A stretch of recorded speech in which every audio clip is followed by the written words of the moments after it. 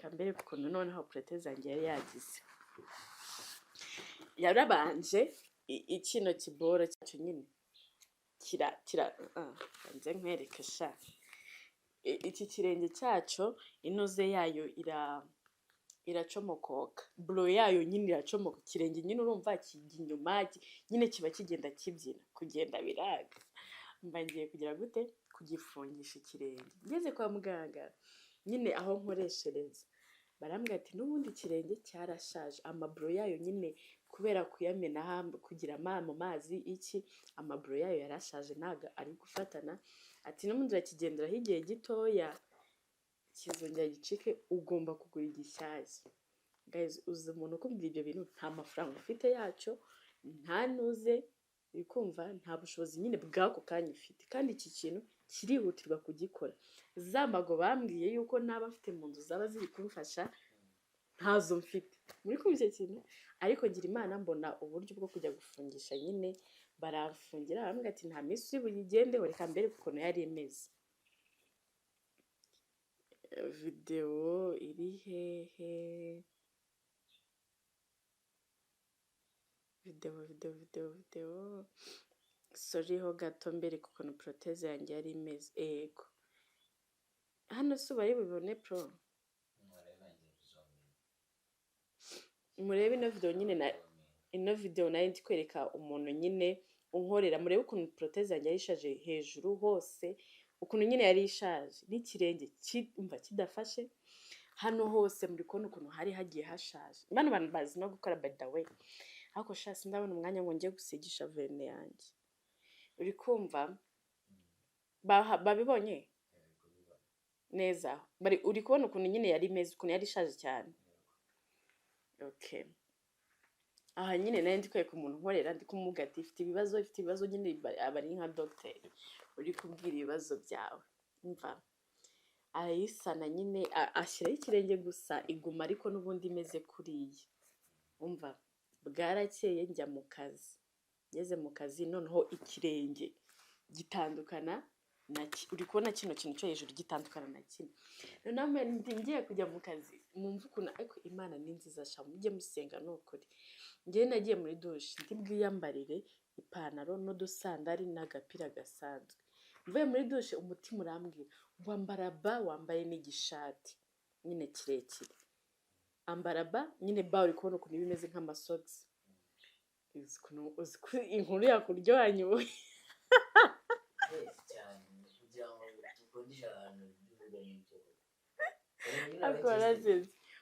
nuko mutaye kumureba namwe akumirwa uzwi nameze ngo nawe biramutunguye uri kumva noneho ndagira umutima namwe ati ambara ba atambara ba we kwambara sandali ngo wambare n'iki n'ipantaro umutima uranga ndambara ipantaro ndumva nashaka ibintu bimfata cyane umutima urangira umbwira ati wakwambaye ba guys nambaye ba nambara n'igishati nyine njya mu kazi noneho ndi kujya mbabwira ukuntu nyine mujye mwumva umutima nama wanyu mu gihe nyine muri kumva ibintu birwaniramo ngeze mu kazi nta nubwo nakoze umwanya munini nyine nibwo cyahise kijya gute gitandukana ndi kujya mbabwire rero akamaro k'iyo ba ikintu yamfashije ba uri kubona ibimeze nk'isogisi ariko ikazamuka nyine ikabakora ikirenge cyaratandukanye ariko ikirenge gitandukanye nticyatakara kubera ko ba yari igifashe ikindi gisigaye hejuru nyine ba iracyafashe kugenda bikanga ariko nyine urumva ikirenge nticyatandukanye nticyagize nyine ba byari bigifashe muri ba nabwo nyine ngira Imana mbona uburyo mbita njya kugira gute kwikoresha ubwo bahise bampa ikirenge gishyashya nyine na hano hose si my leg muri kumva ubwo mwabibonye byarangiye noneho maze urumva ikintu ba yamfashije nyine ibaze niyo kuba nambaye sandali n'ipantaro urumva ikirenge cyari kugera gute cyari kujya hirya nkasigara na kino kintu nyine kidafite ikirenge ariko ba cyane ba nyine yamfashije gute ntabwo yaneje abantu hakubaraye uri kumva ntago nyine ntabwo yabanije cyane cyangwa se ngo nanagwe, kuko urumva bihita bitandukana ako kanya nari kugwa, ariko kubera yarakomeje nyine iraporoteje. Nagira rero mbabwire mujye mwumva umutimanama wanyu, nyine mu gihe wumva ibintu biri kurwanira mu mutima wawe ujye utuza wumve hari ijwi nyine uba ugomba kumva riri bugufashe mu mwanya uri imbere. Ubwo rero mpita niyambara urumva nyine yaramfashije, tuhita tugenda rero kwa muganga. Muganga aramubwira ati nari nabibonye ko ikirenge cyashaje ugomba kugura ikindi. Ndavuga ati mana yanjye, ariko ubwo urumva nagize amahirwe kugira abantu mu buzima. Hari igihe abantu baba ari umugisha, hari igihe abantu baba ari nkonko, nyine Imana yanjye, Imana yo mu ijuru niyo ishaka kugira icyo inkorera kugira ngo nanjye ngire icyo mbakorera, cyangwa se Imana yo ikabahundwakazaho umugisha mwinshi, kuko njye ako kanya nari ndi muri crise ntabwo nari kubikora. Ibibazo rero niyo nza kuba nari muri crise, Imana itaguhaye uwo muntu w'umugisha noneho ngo unagire unafite izo mbago baguye ngo ugure kera ukanga ube wifashishije, muri kumva nari gusara. Ariko naragiye baragukora kandi mwabonye ko babikoze neza. Igitesi cyanjye uri kumva. Ubwo rero shimye Imana yo yabanye nanjye icyo gihe, kandi nyine ikampa uburyo kwitangira gute inyamurira icyo kibazo, kandi yagikemuye atari ibintu bavuze ngo nababaye ngo umunsi umwe. Byabaga mpita njya kubikoresha, ariko kubera umugambi w'Imana nyine iba yagize gute yanyitayeho, kandi kubera inkunda. Ikintu rero nize ni iki nshaka ko tuganira nshuti zanjye. Ikintu nizemo muri urwo rugendo, nize ibintu bitatu. Icya mbere nize, mujye mwumva inama umuntu ukugira inama avuga ati wagize gutya ko bishoboka ko bizagenda gutya. Wireba ako kanya icyo kintu akubwiye kitaraba, kuko urebye ako kanya ntabwo icyo kintu giha agaciro, ahubwo bitekereza ikiragiye umwana atari ko se biramutse bibayeho koko. Rero twumve inama buri umuntu wese atugira, tuyitekerezeho kandi duce make tuyumve. Kumva nk'iyo nza kumvira mama nkagura bekiye nkaba nzishyize mu nzu, byari kumfasha, nari kuzifashisha yego, ariko nyine urumva ntazo nari mfite, urumva byarancanze. Rero mujye mwumva inama, umuntu wese ukugira inama ntabwo hari igihe aba atari we, ari nk'Imana yaje nyine ikaba ishaka kuguteguza, ariko twebwe tukinangira tugakomeza mu byacu. Rero mujye mwumva inama ni nziza cyane. Mwumve ko ubu ngubu muri iki cyumweru ndi bujye gufata imbaga, umva nzegeke mu nzu yanjye, umva nzihegeke basi njye nzireba gusa, niyo ntazazikoresha ariko nzihashyire, kuko nyine anytime umuntu ashobora kugira ikibazo kimutunguye atatekereje kimuguyeho nyine gusa, ugasanga biragoranye, kandi hari uburyo yari kuzategura mbere ntibibe byamugora. Ikindi nize ni icya kabiri, ariko cyo nari isanzwe nkizi nanagikora, ahubwo nacyo nifuje kukibabwira.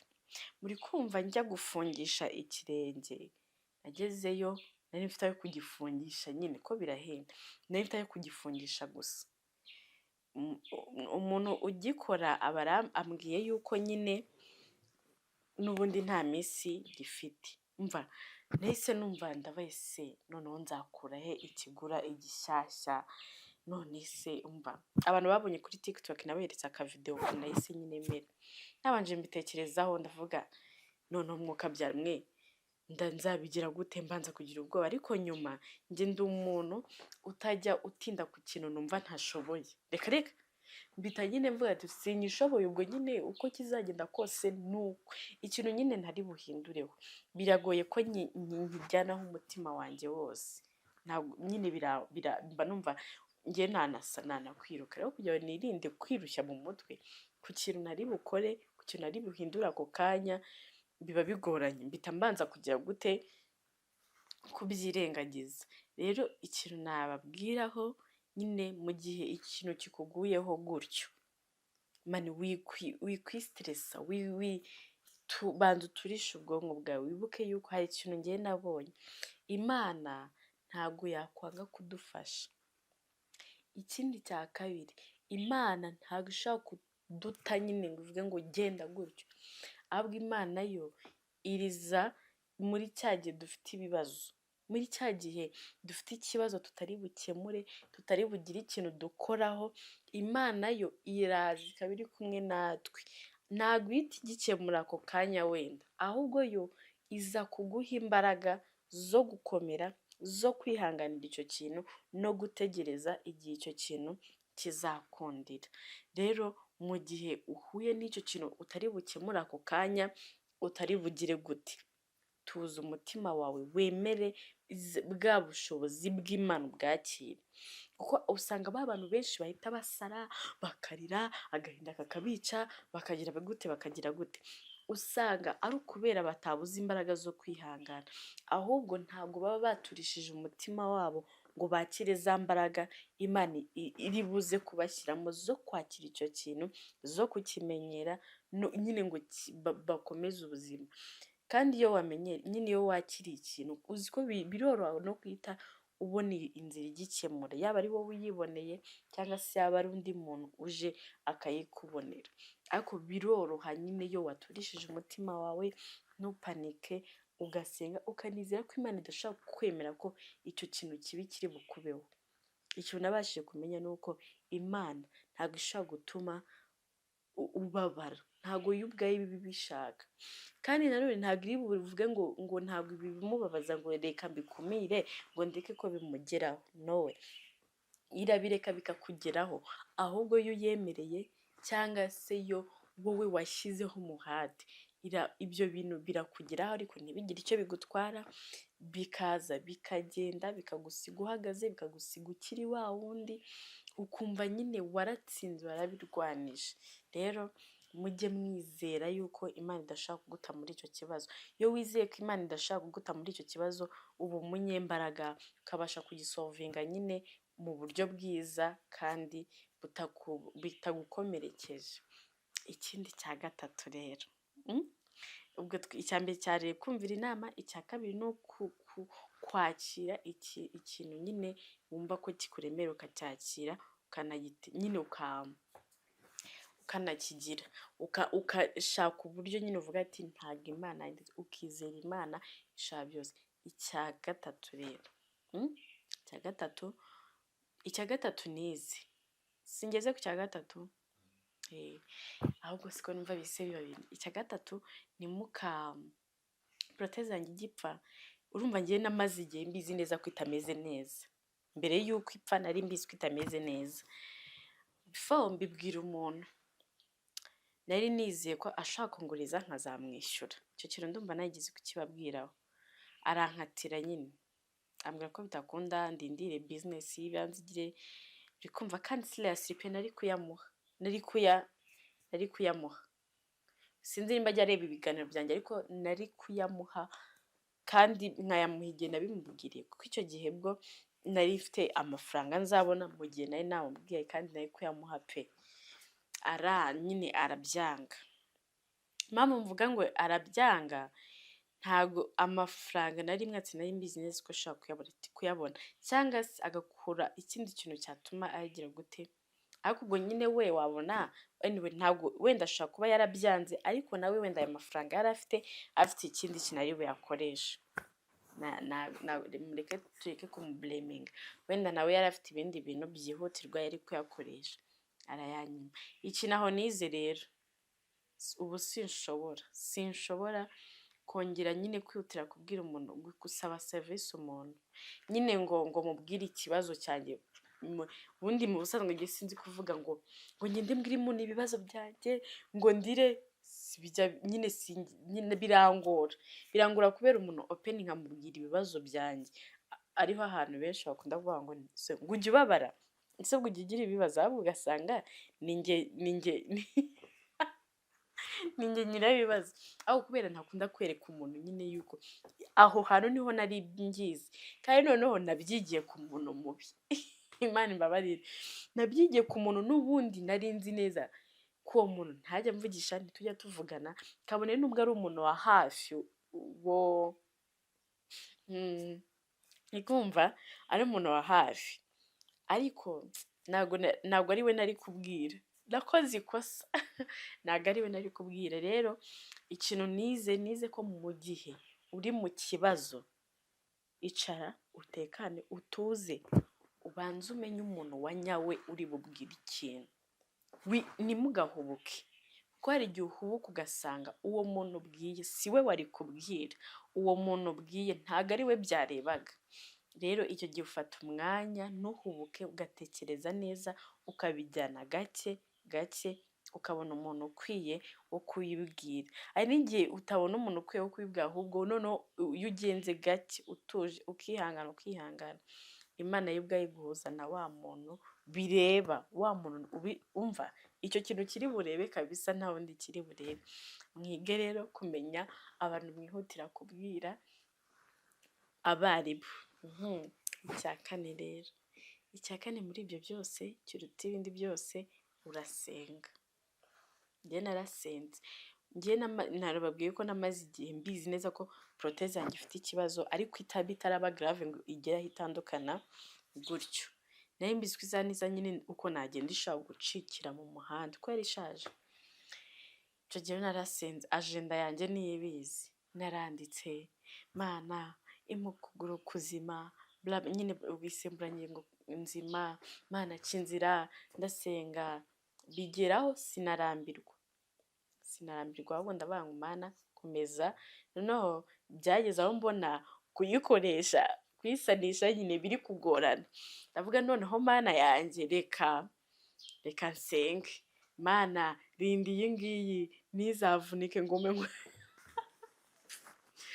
umuntu anyura mu bintu nageze ahantu senga, muri kumva, nkavuga Mana mfasha, noneho kuno kuguru nubwo gushaje kwacitse, mbabarira ntikuzaneza abantu ngo ngwe nko mu muhanda, nyine ngo ngwe buri muntu wese abone yuko proteze yanjye yagize ikibazo.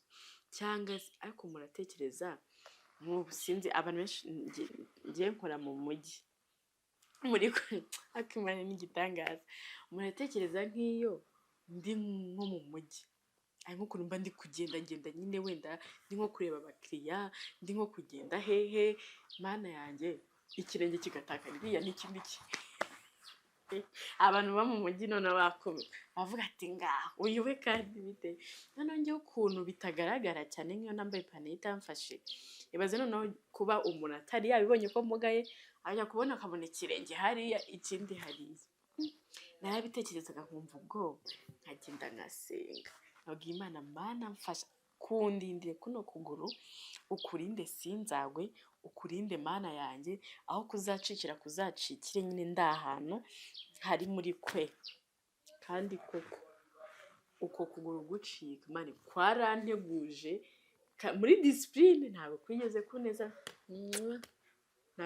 kuneza abantu,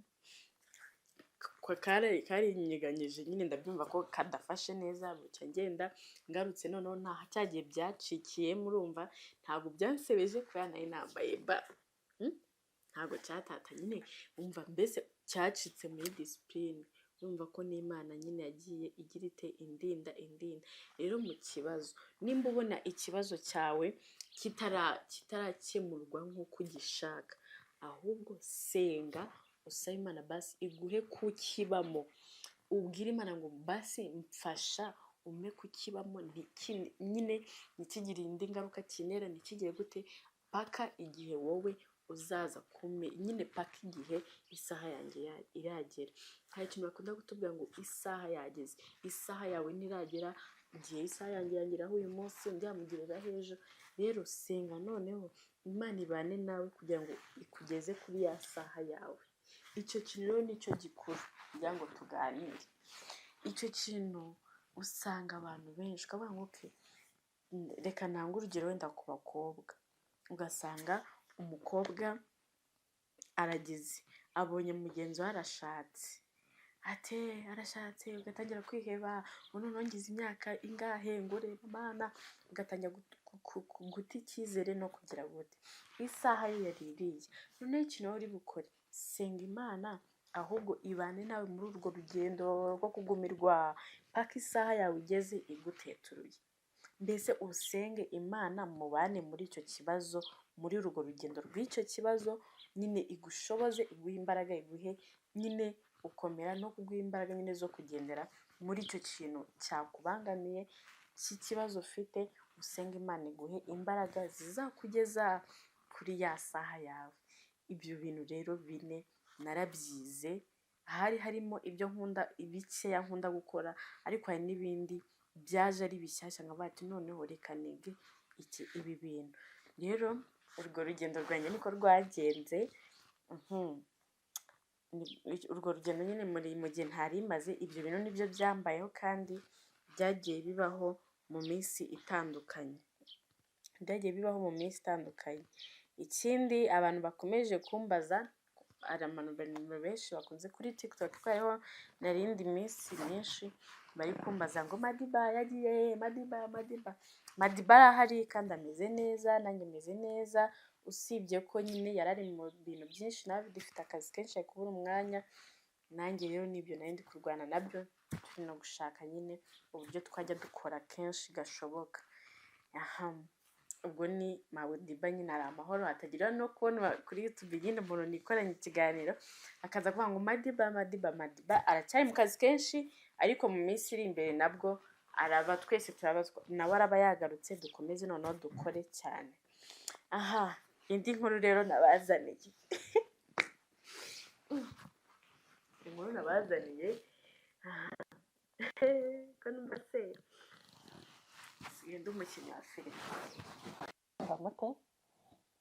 Izi nkuru zo nzazibaha mu kindi kiganiro. Iki kiganiro cy'uyu munsi, ubwo indi nkuru ndayibaha y'uburyo ni filime y'uburyo noneho mba numva ndi guhinda, ariko muzi siko nanjye kubivanga. Iyo nkuru nzayibaha, gusa nibyo nabyo nari mugiyemo, sigaye ndi umukinnyi wa filime. Inkuru nzazibaha. Ikindi kintu nshaka ko mvugaho rwose muri iyo minsi nyine, ikintu cyamfashaga, yababwiye ikintu cyamfashaga muri iyo minsi nyine, mfite ibyo bibazo mpuze cyane. Ikintu cyamfashije ni ikihe? Ikintu cyamfashije, nagiye nsanga ko naburaga uko ngenda gusenga muri Grace Room, hari abari bafite ibiterane, njye nasengeraga online. Nabyo byaramfashije, biraryoha, biraruhura.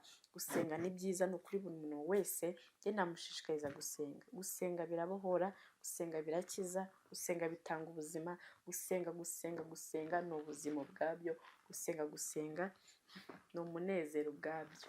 Nabyo nibyo nahugiyeho nyine, byafashije muri icyo gihe. Ahandi rero hamfashije, aho ndahatinda kariya gacano rwose nanjye nakanjye, ni ukuri ndi umuramukuru, ni ukuri rwose kariya gacano ndagashuhuje, bariya abakobwa ndabashuhuje, bariya abagabo ndabasuhuje. Mwarakoze kuganiriza abagabo rwose, harya bavuga gute? Mwarakoze kuganiriza abapapa rwose, mwarabatubwiriye rwose, mukomeze mutugire umva. Ariko ndeke blague, sibyo? Nuze DJ Vogue hade niko banoze yatesha nanoze, siko bayita iranezeza, nayo nyine yabanye nanjye muri icyo gihe. Ngewe nyine nababwiye ko bafite ibibazo, ntashaka ibintu bifokasinga bimbabaza. Rero nabo baransekeje rwose, narabireberaga nkisekera, baganiriza abapapa, baganiriza abamama. Ni ukuri rwose narababonye ndanezerwa. Ni ukuri ako gacano nzagasura, ako gacano ni akanjye. Umurandarushye